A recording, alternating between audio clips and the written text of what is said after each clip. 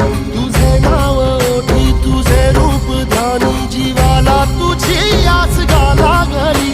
जरी बाप सा